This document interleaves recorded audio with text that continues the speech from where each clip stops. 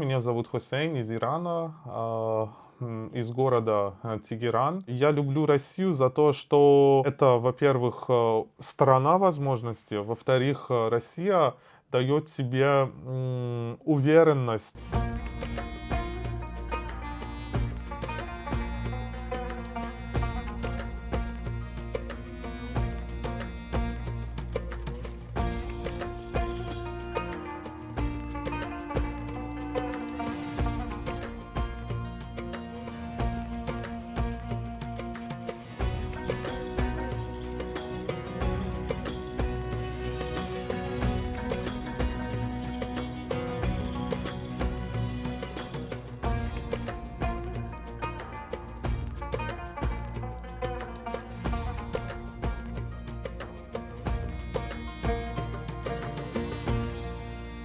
С 15 года, как я учил русский язык в Тегеране, в Тегеранском университете, меня выбрали как лучший университет и подарили мне поездку в Москву.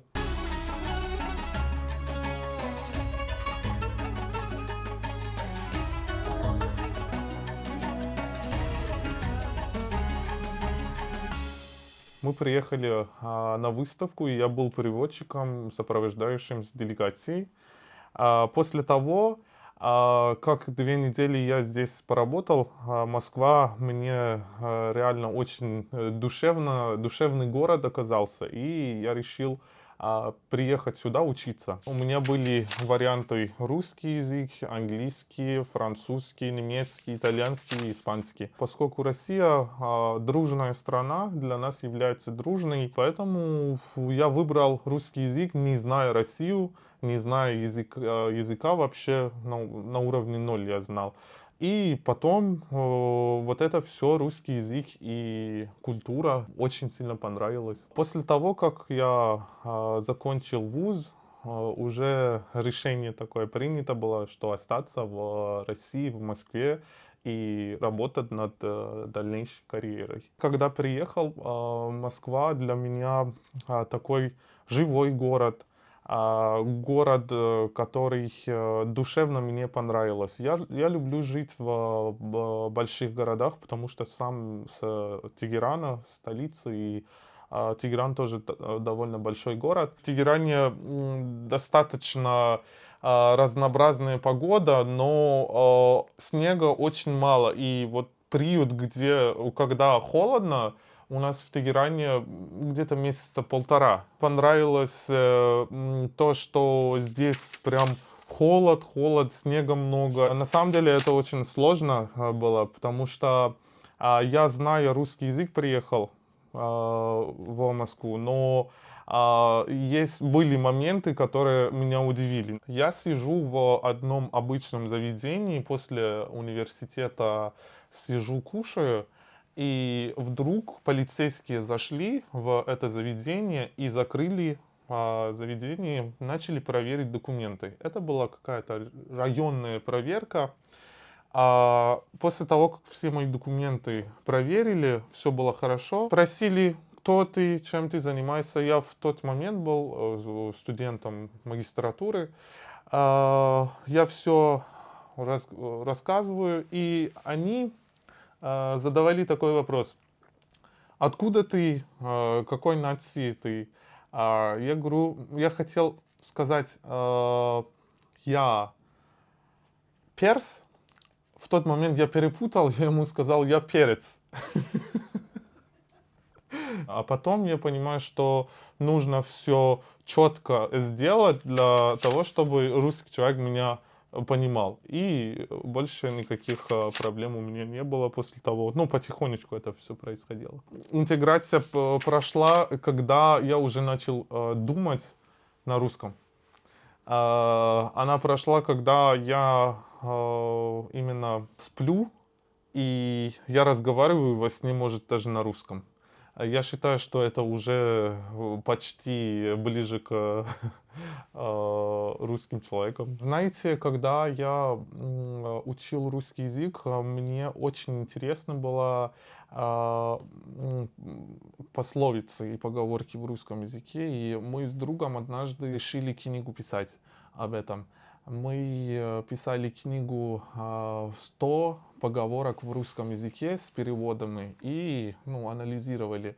Это мне достаточно интересно в то время было, и, соответственно, с того времени я иногда и пользуюсь. И я вижу, что когда пользуюсь именно вот поговоркой одной и уместно, главное, что это было уместно, русский человек ну, или смеется, или ему очень нравится.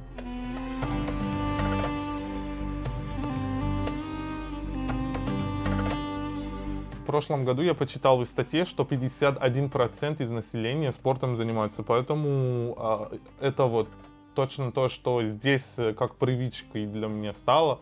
Я каждое утро занимаюсь со спортом, даже если у меня нет времени, нужно работать, 10-15 минут занимаюсь, потом если еще больше свободного времени есть, я иду на пробежку, потом работаю, и вечером я могу гулять или с друзьями встретиться. С друзьями мы в рестораны иногда ходим, или активные развлечения у нас. Мы играем в футбол, или играем в теннис настольный, или боулинг. У меня и иранские друзья, которые очень давно живут в России, конкретно в Москве, от, наверное, 15 до 25 лет.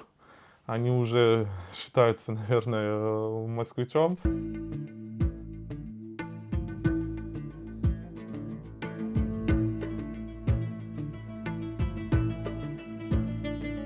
Сегодня у нас показ иранского фильма. На Мосфильме приехали. Сначала премьер с участием режиссера будет, потом немножко позже будет экран. Фильм называется «Завтрак с жирафами». Этот фильм показывается для иранцев на персидском языке, потому что здесь, в Москве, около 7 тысяч иранцев живут, и в основном многие и учатся. Алейкум салам, хуби, саламати, мухлисам. Из-за того, что организатор мероприятия — это мой близкий друг, он меня попросил поучаствовать на этом мероприятии. Я помню, что как только мы первый день учебы мы встретились, как тебя зовут, мне сказали, тебя зовут Хусейн. Я говорю, я как бы начинаю их учить, как правильно мое имя произнести. Они говорили Хусейн, а я говорю, нет, это через О, Хусейн, и они начали придумывать мне имя по-русски, сокращенное, и придумали мне имя Хося или Хосешка. Но это было забавно для меня, интересно. Моя подруга Юля, она русская, но интересно, что она отучилась от факультета, где она учила фарси, персидский язык, и, соответственно, она знает наш язык. Русские девушки очень, во-первых, всем в мире известно, они самые красивые, очень нежные. Ну, однажды они отличаются от восточных, потому что есть восточные тонкости в культуре, в менталитете, которые у русских нету. Например, русская девушка или, ну, в принципе, русский человек без церемониться. А восточные у них есть церемониться. Приведу как пример. Если, например, ты русской девушке или русскому человеку скажешь, вот возьми, он, если ему хочется, говорит, пожалуйста, я возьму, да, спасибо. Восточный человек может отказаться, говорить, нет, нет, я не буду брать, в душе ему хочется. Вот это называется церемониться. Поэтому вот это, например, такая большая разница. Как говорится, чай не пьешь, откуда силу возьмешь.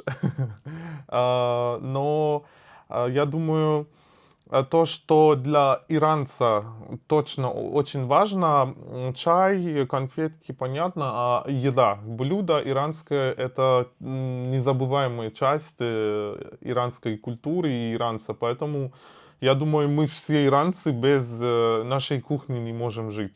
Сегодня будем готовить зереш полоба морг. Это курица, переводится с рисом. Конечно, есть несколько именно секретов, которые нужно знать для готовления риса из курицы. Это куркума, очень полезная и дает такой яркий, красивый цвет. Далее у меня здесь есть шафран. Ну, как вы знаете, это самая, скажем так, дорогая специя в мире. У меня здесь масло, именно кунжутное масло. Ну, очень вкусное, я люблю. Всегда такое добавляю в блюдо. В принципе, готовить еду мне нравится, потому что это меня успокаивает. Это все надо будет перемешивать. Я еще здесь сделаю именно томатную пасту с кипятком чуточку. И после того, как это все перемешиваешь, нужно, чтобы все эти специи наши хорошо впитались. Я думаю, здесь еще не хватает немножко мяты. Включим. Теперь сковородка у нас готовая, горячая. И мы курицу сюда добавляем. Я, поскольку немножко обрусевший, я и русскую кухню готовлю, и иранскую. Мне нравится биф строганов, мне нравятся супы русские, я люблю борщ, я люблю другие супы, как даже уху люблю. Это, я помню, в Сибири попробовал. Далее пельмени люблю, но дома ни разу сам не делал, конечно. И, и еще люблю, если из десертов, ну, я думаю, медовик тоже мне нравится. В русской кухне специи, как соль и перец, да, они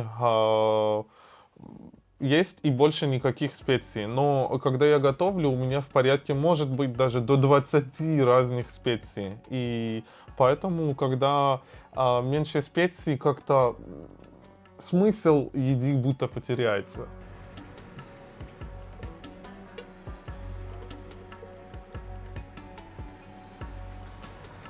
Я оливье готовлю даже, потому что оливье для нас, для иранцев, это не говорит о Новом году, это просто еда. Мама готовит, например, с курицей, а я люблю с колбасой тоже, поэтому и то, и другое. Ну, чтобы здоровое питание получилось, я всегда с курицей сам делаю.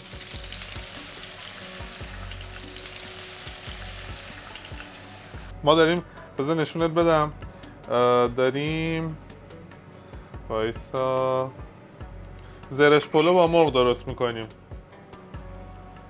На самом деле, дома, когда я в Иране был, пока жил у семьи, я никогда в жизни не готовил, потому что мама, ну, территория кухни это мамина, поэтому я сам никогда не готовил, но я всегда наблюдал и посмотрел, как это все происходит. И очень важный момент, нам еще барбарис. Пришло время дегустировать. Попробуем. С иранскими друзьями обычно, если мы встретимся, мы после того, как проводим время или гуляем, или что-то делаем, мы едем, где иранский ресторан у нас в Москве находится, и мы абсолютно едим то, что нам нравится из иранской кухни. А с русскими друзьями я наоборот абсолютно, как русский. Мы можем что-то новое пробовать. Помню, последний раз черный хлеб попробовали с рыбой. Не помню, как называется рыба. Очень такая вкусная, насыщенный вкус был. Вот. Мне нравится и то, и другое. Я не радикальный человек, поэтому Я принимаю любую культуру и а, любую, любой фактор касаемо культуры. Я могу называть русских, в принципе, гостеприимным, потому что если ты знаешь культуру и традиции у русских, тебя всегда уважают.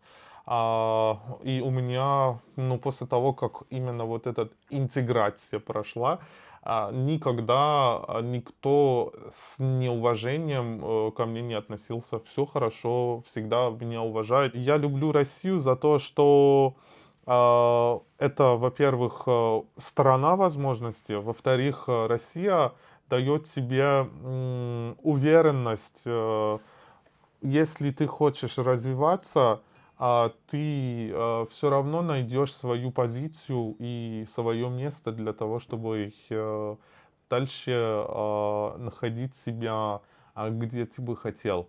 Русских я люблю, потому что русские люди, во-первых, несложные люди, во-вторых, душевные. И я считаю, что поскольку Россия самая великая, большая страна, и всегда, поскольку русские люди, если считая вот со Второй мировой войны, люди очень всегда относятся к родине хорошо, и всегда хочется, что на родине была лучше. Россия, я люблю тебя.